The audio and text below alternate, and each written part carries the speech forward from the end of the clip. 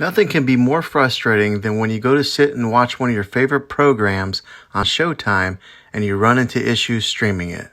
Well, in today's tech video, I'm going to show you how to fix Showtime if it keeps buffering on your TV.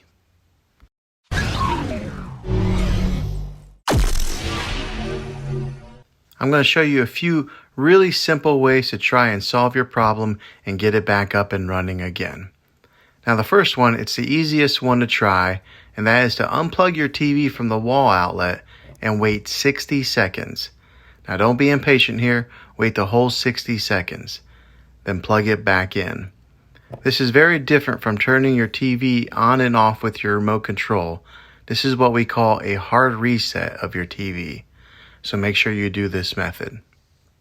If that doesn't work, then find your router that is giving you Wi-Fi and unplug the power to that for 60 seconds. Then plug it back in. If that fixes your problem, great. If not, let's move on to the next method. And that would be to try deleting the Showtime app on your TV.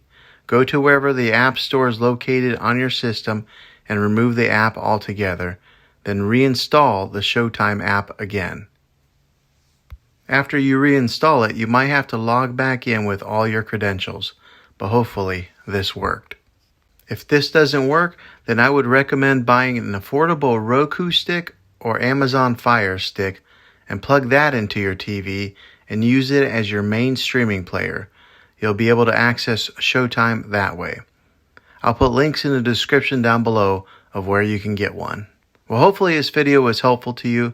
If it was, go ahead and throw a thumbs up on it. Go ahead and subscribe to my channel. I make tech videos all the time, and I would love to have you back in the next one. Take care.